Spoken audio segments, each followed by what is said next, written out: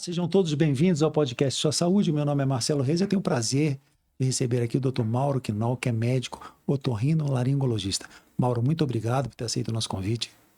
Puxa, sou eu que agradeço o convite e carinhosamente vamos tentar esclarecer algumas questões aí. Mauro, nariz entupido, dor de cabeça são sintomas comuns do dia a dia.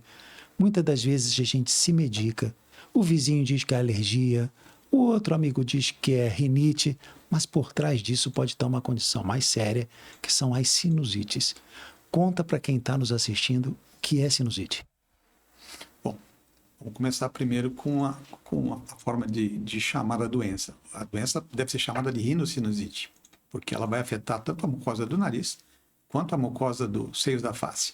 Então, rinocinusite representa um processo inflamatório da mucosa que forra internamente o nariz e os seios da face. O que quer dizer exatamente sinusite crônica, rinocinusite crônica e rinocinusite aguda? O que diferencia os dois quadros é porque a rinocinusite aguda ela vai ter até 3 meses de evolução. E a rinocinusite crônica tem mais do que 3 meses de evolução. Essa é a diferença, é o tempo de evolução da doença. Quais são os sintomas, Mauro, de um paciente que tem rinocinusite? Isso é importante, porque o diagnóstico da rinocinusite, ele é basicamente clínico.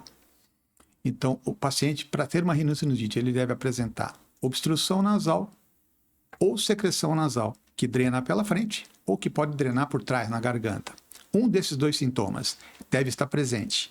E esse sintoma tem que estar associado à tosse, à febre, dor localizada, perda de olfato.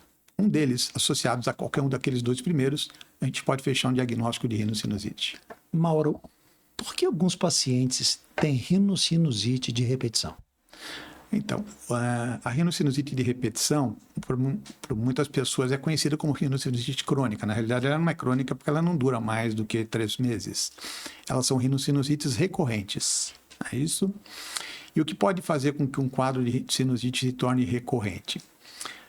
São alguns fatores. Por exemplo, fatores ambientais. Então, um ambiente que o indivíduo mora que tenha fumantes, ou que o ar-condicionado não seja com os filtros ligados. Qualquer situação que possa provocar uma quebra dessa barreira de proteção mucosa que nós temos no nariz pode originar um processo inflamatório como a rinocinusite. Fatores anatômicos como os desvios do septo nasal.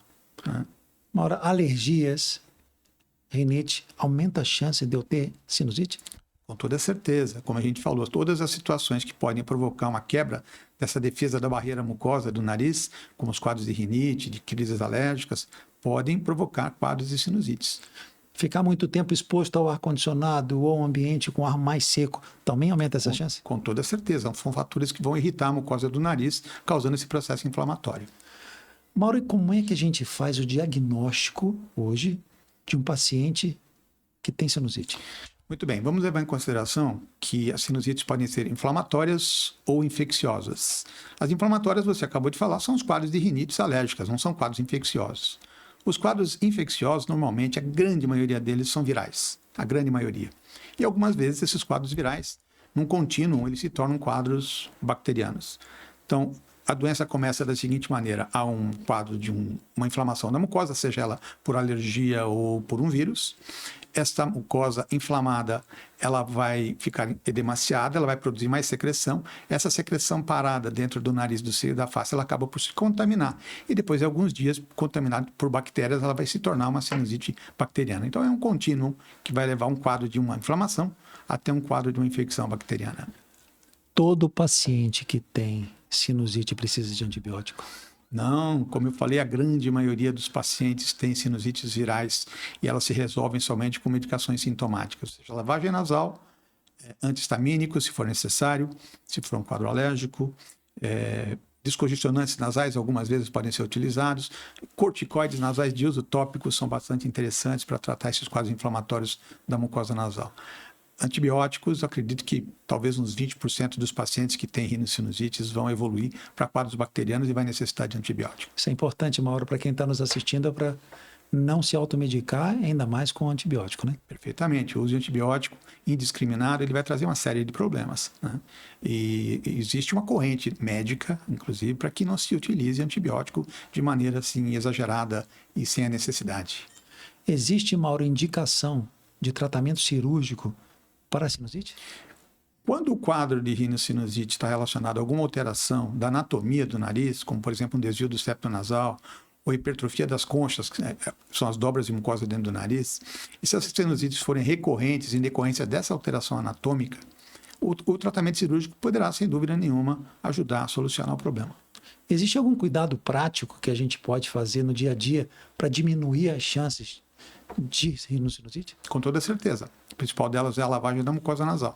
Lavar o nariz é talvez tão importante quanto escovar os dentes ou lavar as mãos, né? Lavagem nasal, de preferência com alto volume, mas quem não puder fazer com alto volume, porque sente desconforto no ouvido, pode fazer com jatos nasais esses preparados pela indústria farmacêutica, né?